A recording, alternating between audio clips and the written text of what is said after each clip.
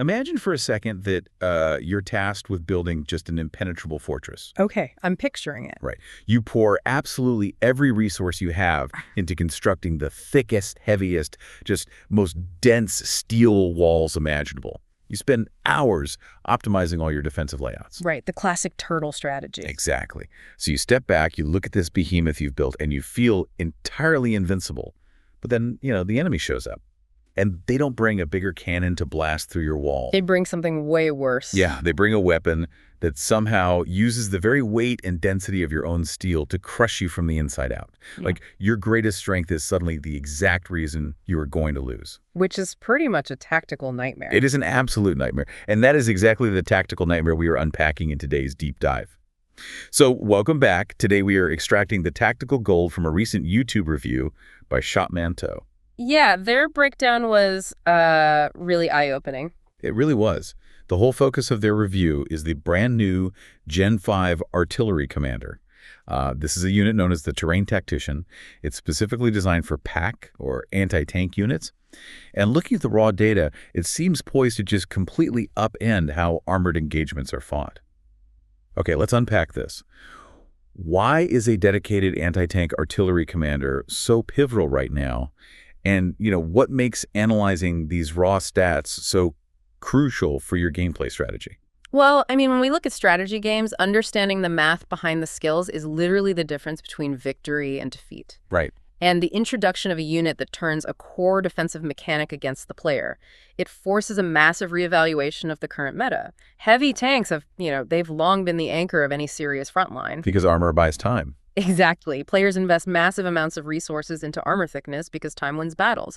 But what we're analyzing today is a mathematical counter to that entire philosophy. We're basically looking at 3 pillars with this new commander. Okay, lay them out for us. You've got devastating armor-punishing attacks, a really surprising level of durability, and a blistering rate of fire. Okay, so let's dive into that first pillar, the heavy hitter aspect. Because before we look at how fast this commander fires or, how well they survive on the field, we really have to establish their primary job, which is destroying tanks. Right. Absolute tank destruction. So walk us through that offensive foundation. How does the Terrain Tactician actually weaponize the enemy's armor? So we have to dive right into the math of skill 1. The baseline strike triggers once every 8 seconds, and it hits with a massive 2,000 damage coefficient. Which, 2,000 is a huge hit right out of the gate. It's massive. It sits at the top percentile for artillery units. But a high base number alone isn't going to break the game. The true strategic nugget here, the thing Màn Thầu really highlighted, is how the bonus damage scales. Okay, how does it scale? It's directly tied to the target's armor thickness. Oh, wow. Yeah. For every 100 millimeters of armor the enemy has, the damage coefficient increases by 120. Wait, really? Every single 100 millimeters? Every single one. So let's just, run a hypothetical scenario. Say you are engaging a standard late-game heavy tank. It's got 500 millimeters of frontal armor. Okay, so that's 5 increments of 100. Right. You multiply this 5 increments by the 120 bonus, and you are adding an extra 600 to your damage coefficient every single time that skill triggers. So your 2,000 base damage just jumped to 2,600. Exactly. And this scales infinitely with the enemy's upgrades. If they use tech trees or buffs to push their armor to 800 millimeters, they are literally handing you an extra 960 damage. That is, it's basically martial arts, it's judo. Judo is the perfect analogy, yeah. You are taking the enemy's massive weight and their momentum, all that heavy investment in defensive plating, and you're just using it against them to deal these devastating blows. So essentially, the more heavily armored the enemy tank thinks it is, the faster this commander will melt it down. That's exactly it. And what's fascinating here is that this completely flips traditional combat logic. Because heavy armor usually means safety. Right. But the Terrain Tactician turns the enemy's greatest asset into a lethal liability. But it doesn't stop there. Skill 2 amplifies this even further. Oh, there's more. Yeah. So alongside that heavy scaling strike, normal attacks get a flat 30% boost, and then armor-piercing damage gets a massive 50% increase. Okay, wait. A 50% boost to armor piercing. That feels like overkill. If you're already scaling damage off their thick armor with skill 1, why do you need massive armor piercing too? It does sound like overkill, but it addresses a different layer of combat. How so? Well, think about what happens if the enemy player just, reads the map and abandons their heavy tank strategy. Oh, like if they deploy swarms of light, fast-moving units with paper-thin armor. Exactly. If they do that, your skill 1 bonus damage drops significantly, but that 50% boost to armor piercing ensures your normal attacks still absolutely tear through whatever minimal defense those light units have. Ah, I see. So there's basically no comfortable defensive posture for the opponent. If they build heavy, they feed your skill 1 scaling damage. If they build light, your boosted normal attacks just shred them anyway. You've got it. It's a lose-lose for the enemy frontline. Okay, but hitting hard is completely irrelevant if the unit dies before it can actually fire. And historically, artillery units are notorious for being fragile. They're the classic glass cannons. Oh, absolutely. The quintessential backline unit. Right. You have to surround them with walls of defensive troops and anti-air just to keep them from getting wiped out. So how does this Gen 5 commander, this Iron Turtle, stay alive on the field when everyone is naturally going to be targeting it? This brings us to the second pillar, which is skill 3, their defensive toolkit. And it completely breaks the traditional artillery paradigm.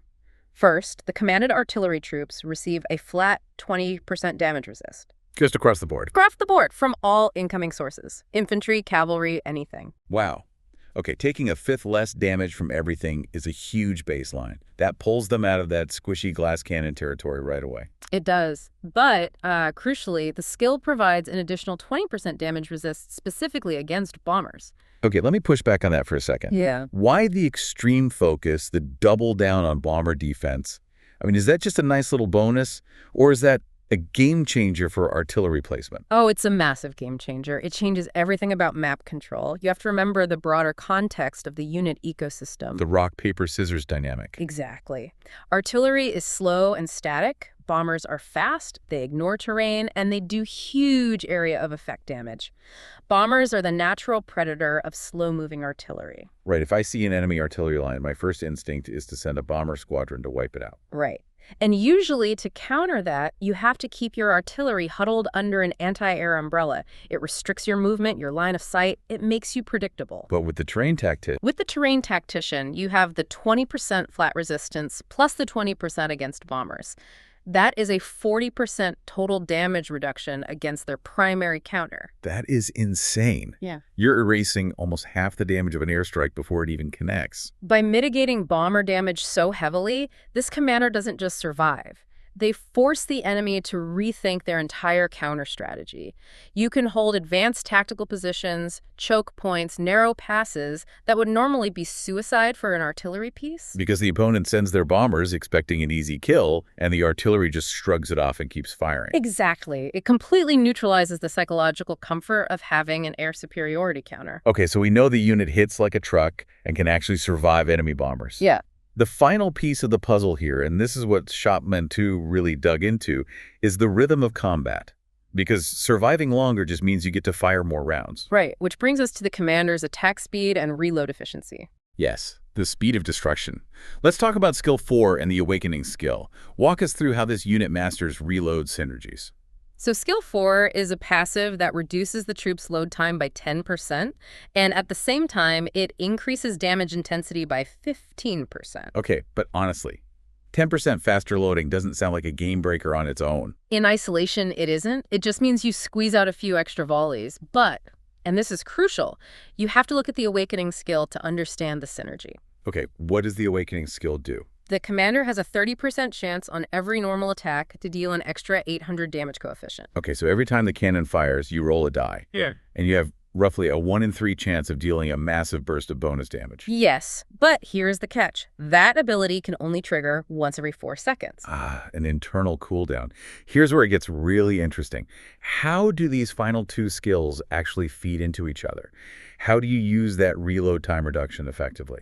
This is what separates casual players from the pros. If you have a standard, unmodified load time, your attacks might naturally land on, say, the 3rd second of combat, and then again on the 6th second. Okay, following you. If your first attack on second 3 triggers the 800 bonus damage, the internal cooldown starts. It needs 4 seconds to reset. Right. When your next attack lands on second 6, the cooldown is only 3 seconds deep. It hasn't reset yet, so the game won't even roll the dice for that attack. You completely miss an opportunity because your attack rhythm is out of sync with the internal timer. Oh, And that's where the 10% load time reduction from skill 4 comes in. Exactly. The 10% faster load time means you get more attacks off in a shorter window. It shifts the timing of your impacts. So you're basically pulling that second shot forward to align perfectly with the cooldown reset. Yes. More normal attacks mean more opportunities to roll that 30% probability and trigger the Awakening skill's bonus 800 damage exactly when the timer allows it. Wow, it transforms the unit from this slow, methodical cannon into just a rapid-fire engine of destruction. It creates a relentless damage loop. You're churning out accelerated normal attacks, utilizing the armor-piercing boost, and consistently hitting the timing windows to trigger that extra burst damage. Okay, so synthesizing all of this for you listening. The Gen 5 Terrain Tactician isn't just a unit with high stats. It is an absolute masterpiece of skill synergy. It really is beautifully designed. You use skill 1 and 2 to punish heavy armor, right? You use skill 3 to survive your natural aerial predators, and then you use skill 4 plus the Awakening skill to create this relentless, rapid-fire damage loop. And that's why we do these breakdowns.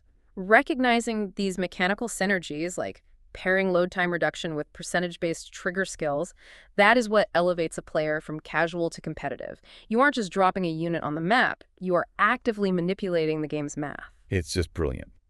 Which leaves us with a final lingering question that really builds on all this math we've discussed today. What's that? Well, if this commander actively punishes thick armor and melts heavy tanks, how is this going to shift the battlefield meta going forward? That's the big unknown right now. Right. Will players be forced to abandon their heavy tanks entirely? Or we can see deployments of swarms of lightly armored, fast-moving units just to avoid feeding into the Terrain Tactician's massive damage bonuses. Think about how you would counter an enemy that literally uses your own armor against you. Your impenetrable fortress walls might just be the very thing that buries you. It's definitely going to force some creative new strategies. Definitely. Keep analyzing the math, keep adapting your strategies, and we'll catch you on the next deep dive.